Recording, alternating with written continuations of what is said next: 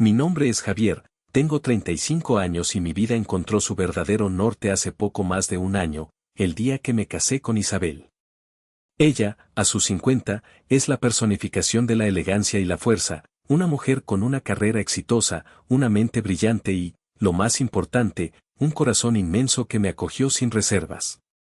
La diferencia de 15 años entre nosotros es, para el mundo, un tema de conversación, para nosotros, es simplemente una anécdota. Nuestro amor se construyó sobre risas, respeto mutuo y una conexión que trasciende cualquier número en un carnet de identidad. Yo me gano la vida como diseñador gráfico freelance. No fue un camino fácil, me costó años de trabajo duro y noches en vela construir una reputación y una cartera de clientes sólida. Hoy, puedo decir con orgullo que soy bueno en lo que hago y que mi trabajo me da no solo para vivir bien, sino para ser completamente independiente. Sin embargo, esta independencia y esta felicidad parecían ser una afrenta directa para su familia. Conocí a su hija Sofía, de 26 años, y a su abuela Pilar en una comida familiar que se sentía más como un juicio. Desde el momento en que entré en esa casa, la temperatura pareció bajar 10 grados.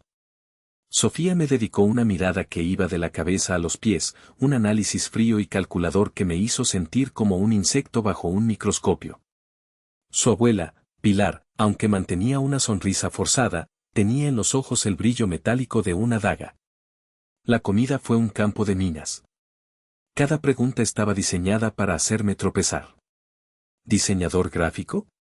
Ah, qué interesante. Y eso te da para vivir bien, muchacho, soltó Pilar, enfatizando el muchacho para recordarme mi lugar. Intenté explicarles mis proyectos, hablarles de clientes importantes, pero era como hablarle a una pared. Sus miradas se desviaban, sus expresiones eran de un aburrimiento condescendiente. Sofía era más directa. ¿Y cómo conociste a mi mamá?, preguntó, con un tono que insinuaba que la respuesta solo podía ser en un sitio web para buscar mujeres ricas. Cada respuesta que daba era torcida, cada logro minimizado. Para ellas, el veredicto estaba claro: yo era un vividor, un trepador social que se había enganchado a una mujer mayor y exitosa para asegurarse un futuro cómodo. Era humillante y agotador, pero por Isabel, estaba dispuesto a soportarlo. Veía el dolor en sus ojos cada vez que su hija o su madre me lanzaban una puya, y por las noches me decía que no tenía que aguantarlo. Pero yo le respondía que nuestro amor era más fuerte que sus prejuicios. El punto de inflexión, el momento en que la hostilidad latente se convirtió en una guerra abierta, fue cuando anunciamos nuestro compromiso. Ingenuamente, pensamos que un paso tan serio les demostraría la solidez de nuestra relación. La reacción fue una explosión nuclear. Sofía se presentó en nuestra casa, con el rostro desencajado por la rabia. Ignorándome por completo, se enfrentó a su madre. «No puedo creer que seas tan estúpida», gritó. «Este hombre te está manipulando. Y quiere quedarse con todo lo que mi padre y tú construyeron. Te va a dejar en la ruina». Escuchar esas palabras dirigidas a la mujer que amaba, ver cómo su propia hija la hería de esa manera, despertó en mí una furia protectora. Isabel, pálida pero firme, la detuvo en seco. «Basta, Sofía. Javier es el hombre con el que voy a pasar el resto de mi vida. Es mi decisión y es mi felicidad. Si no puedes respetarlo, no puedes formar parte de ella». La discusión fue agria y dolorosa, culminando con un portazo que hizo temblar las paredes. Esa noche, mientras consolaba a Isabel, tomamos la decisión. Ni Sofía ni Pilar estarían en nuestra boda. Era un sacrificio, una herida que sabíamos que tardaría en sanar, pero era necesario para proteger nuestro santuario, nuestro amor. Nuestro primer año de casados fue un bálsamo. Construimos un hogar lleno de paz, risas y complicidad, un refugio contra el mundo exterior. Las noticias de Sofía nos llegaban de forma indirecta, a través de conocidos comunes, como ecos distorsionados. Así nos enteramos de que, apenas unos meses después de nuestra boda, se había casado en secreto. La noticia cayó como una piedra en el corazón de Isabel. No era el hecho del matrimonio, sino el manto de secretismo, la exclusión deliberada. Significaba que su hija había preferido dar ese paso sin su madre al lado. con todo el dolor de su corazón, Isabel le envió un mensaje de texto corto y sincero, felicitándola y deseándole lo mejor. Nunca recibió respuesta. Ese silencio fue más elocuente que cualquier grito. La vida continuó. Nos enfocamos en nosotros, en nuestros trabajos, en nuestros viajes. Hasta que, casi un año después de aquella boda secreta, una llamada de Pilar rompió la tranquilidad. Su voz, que yo recordaba siempre altiva, estaba quebrada por el pánico. Sofía se estaba divorciando. Nos quedamos atónitos. ¿Tan pronto? El relato de Pilar, entre sollozos y justificaciones, pintaba un cuadro desolador. La causa de la ruptura había sido una infidelidad de Sofía. Ella lo minimizaba como un desliz emocional, una serie de mensajes subidos de tono con un colega del trabajo. En su universo de moral flexible, como nunca hubo un contacto físico, no contaba como engaño. Su esposo, un buen hombre según nos habían contado, tenía una opinión radicalmente distinta. El divorcio fue rápido y para Sofía, devastador. El esposo se quedó con la casa, que era suya antes del matrimonio, y Sofía se encontró de repente sin techo y con las finanzas en ruinas. Siempre había sido una persona manirrota, una niña mimada que nunca aprendió el valor del dinero porque siempre tuvo a alguien que le pagara los caprichos. La realidad la golpeó con la fuerza de un tren de carga. Fue entonces cuando vino la petición. Sofía se había instalado con Pilar, pero la logística era una pesadilla. La casa de su abuela estaba a más de una hora de su trabajo, mientras que la nuestra estaba a escasos 15 minutos. Necesitaba un lugar donde quedarse solo por un tiempo, hasta que pudiera recuperarse. Aceptamos reunirnos con ella, más por la insistencia de Isabel que por mi propio deseo. Elegimos un café, un lugar neutral. La mujer que vimos llegar no era la Sofía arrogante que recordaba. Parecía más pequeña, frágil, con los ojos permanentemente enrojecidos. La actuación fue digna de un Oscar. Lloró amargamente mientras pedía perdón. Habló de cómo el divorcio le había abierto los ojos, de cómo se había dado cuenta de lo egoísta y cruel que había sido. Dijo que su comportamiento hacia mí nacía de la envidia y la inseguridad, de no poder soportar que su madre fuera feliz con alguien que no se plegaba a sus deseos. Fui una estúpida, Javier. Todo lo que dije sobre ti, lo siento tanto, dijo, mirándome con una sinceridad que parecía genuina. Suplicó una segunda oportunidad, diciendo que ya había perdido a su esposo y no soportaría perder también a su familia. Isabel, con su inagotable capacidad de perdón, estaba visiblemente conmovida. Yo, en cambio, sentía una alarma interna sonando. Era demasiado perfecto, demasiado repentino. Pero la mirada de esperanza en los ojos de mi esposa era un argumento poderoso. Acordamos considerarlo. Las semanas siguientes, Sofía mantuvo su papel a la perfección. Nos llamaba para ver cómo estábamos, me preguntaba por mis proyectos de diseño con un interés que nunca antes había mostrado, le pedía a Isabel consejos como si fuera su mejor amiga. Poco a poco, mi escepticismo empezó a flaquear ante el deseo de Isabel de reconstruir su familia. Finalmente, cedí. Le dijimos que sí, que podía quedarse con nosotros temporalmente. Su grito de alegría al otro lado de la línea sonó tan real que, por un momento, me permití creer que quizás, solo quizás, todo iba a salir bien. Fijamos el día de la mudanza para el sábado siguiente. Isabel y yo decidimos tomarnos el día libre para crear un ambiente acogedor. Limpiamos a fondo la habitación de invitados, pusimos sábanas nuevas y hasta compramos algunas de sus flores favoritas. Había una sensación de optimismo cauteloso en el aire. Quizás este era el verdadero comienzo, el punto en el que finalmente podríamos funcionar como una familia. Vimos su coche aparcar y salimos al porche a recibirla. Sofía se bajó sonriendo de oreja a oreja, y por un instante, mi corazón se sintió ligero. De verdad, no saben cuánto les agradezco esto, dijo mientras se acercaba. Su voz sonaba genuinamente agradecida.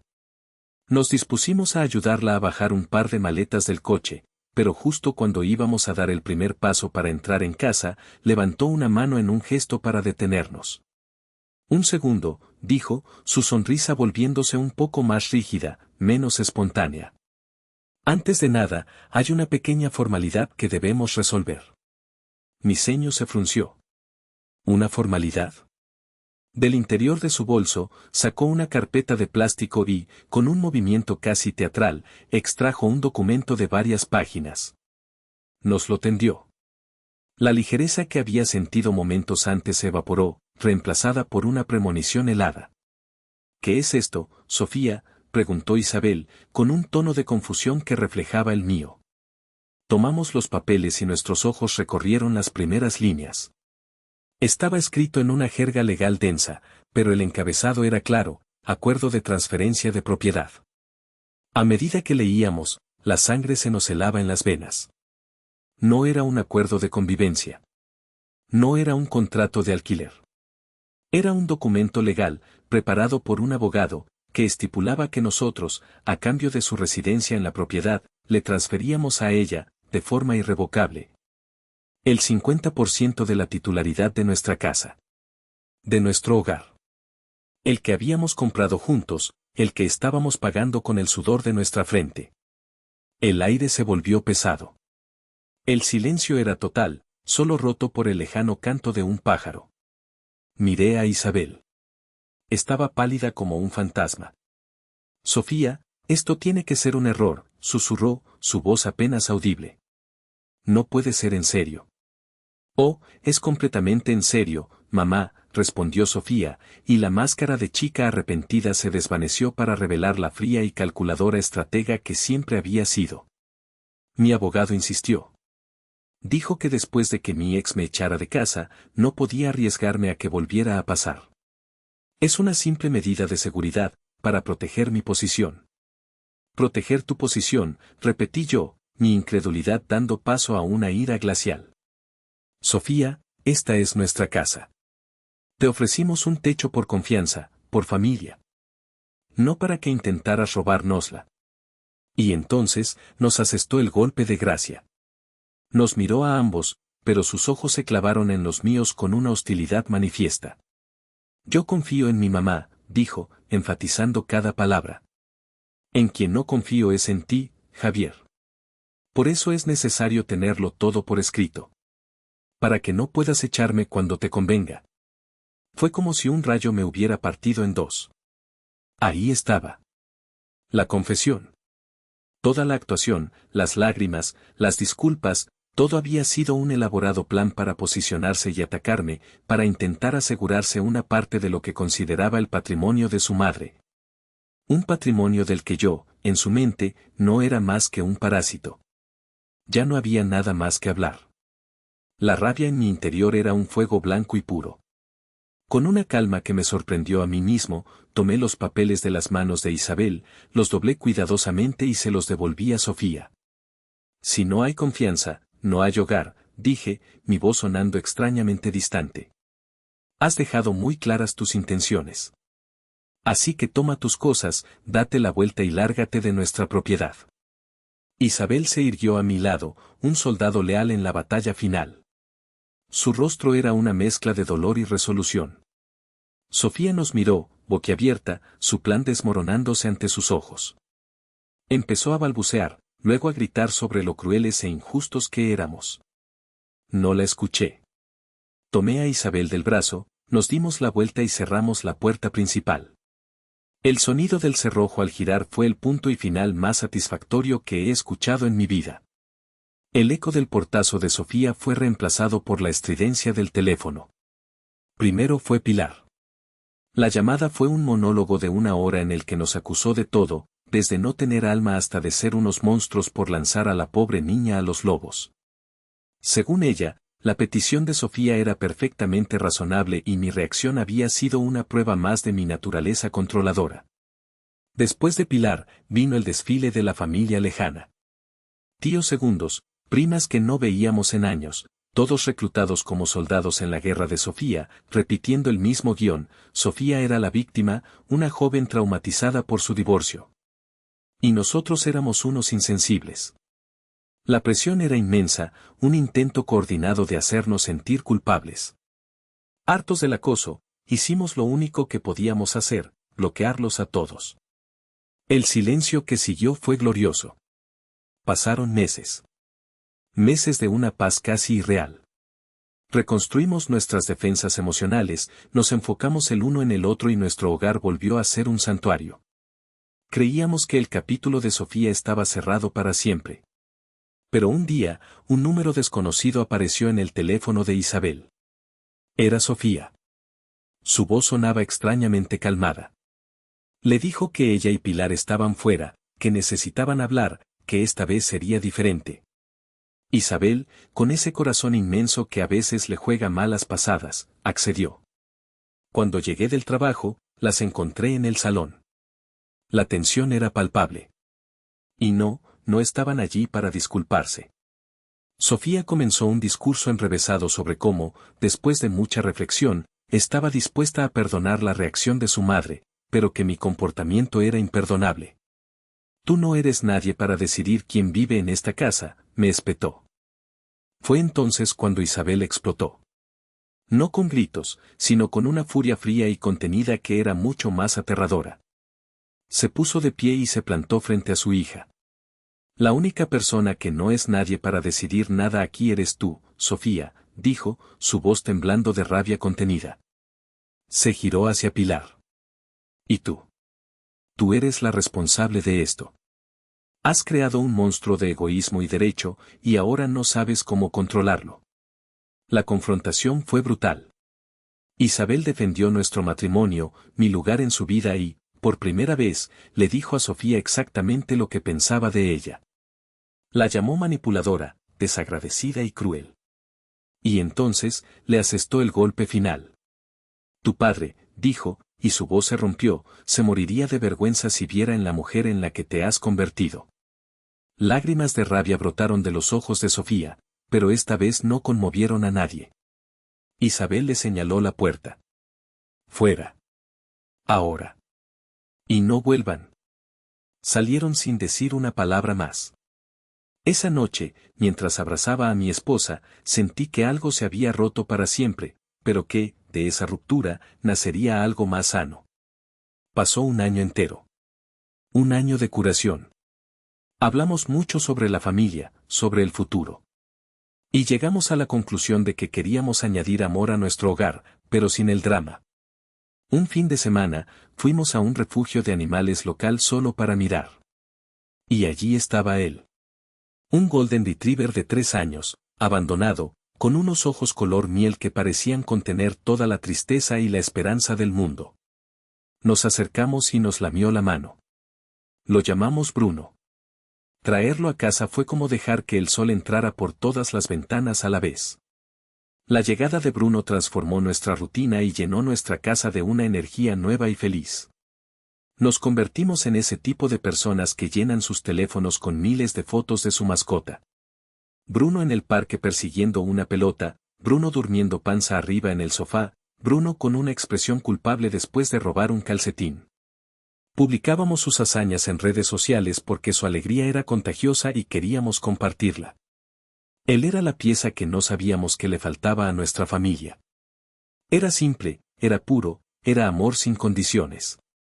La reacción del otro lado del abismo no se hizo esperar. Un amigo en común, de esos que permanecen neutrales en los dramas familiares, nos envió discretamente una captura de pantalla. Era un tuit de Sofía. Decía, es fascinante cómo algunas personas encuentran más fácil reemplazar a su propia hija con un perro que enfrentar sus propios errores. Supongo que un animal es más fácil de controlar. No había nombres, pero el mensaje era un misil teledirigido. La primera reacción fue de incredulidad, que rápidamente se convirtió en una carcajada. ¿De verdad estaba celosa de un perro? El narcisismo de Sofía había alcanzado un nuevo nivel, uno tan absurdo que era casi cómico. Para ella, todo giraba en torno a su persona. Nuestra felicidad con Bruno no era sobre nosotros encontrando alegría, sino sobre ella siendo reemplazada. Pensamos que ese sería el final, un último eco patético de su toxicidad. Pero Sofía siempre encontraba la manera de superar las expectativas. Un sábado por la tarde, el timbre sonó. Al abrir la puerta, mi sonrisa se desvaneció. Era ella. Su expresión era una tormenta de furia contenida. Entró sin esperar una invitación, lista para lanzar otra ronda de acusaciones. He venido a decirte que, comenzó, señalándome con el dedo. Pero sus palabras se ahogaron en su garganta. Desde el pasillo, atraído por la nueva voz, apareció Bruno, meneando la cola con curiosidad, esperando una caricia. La visión del perro, la encarnación de nuestra felicidad, fue el detonante final para Sofía. Su rostro se contorsionó en una máscara de odio. Así que es él, gritó, su voz subiendo de octava. Lo trajeron para ocupar mi lugar. Y claro, es más fácil querer a un estúpido animal que a tu propia hija. No pudiste ser una buena madre para mí y ahora lo intentas con un perro. El torrente de insultos era cada vez más extraño y desconectado de la realidad. Culpaba al perro de nuestra ruptura, acusaba a Isabel de ser una madre fracasada. Y durante todo este espectáculo, el pobre Bruno se encogió, confundido por los gritos, sin entender nada. Isabel apareció a mi lado. No intervino. Simplemente observó el colapso de su hija con una tristeza profunda y serena, como quien mira una tormenta sabiendo que no puede hacer nada para detenerla. Esperó a que Sofía se quedara sin aliento, a que los sollozos de rabia reemplazaran a las palabras. Y entonces, con una voz increíblemente calmada, dijo las palabras que sellarían el final. Ya has terminado, Sofía. No era una pregunta. Vete de mi casa. Has demostrado que no tienes remedio. Tu corazón está tan lleno de veneno que ni siquiera puedes ver a un animal inocente sin convertirlo en un arma contra nosotros. Eres una adulta. Tu vida es tu responsabilidad. La mía ya no lo es. Vete. Sofía se quedó inmóvil, derrotada no por los gritos, sino por la calma absoluta de su madre.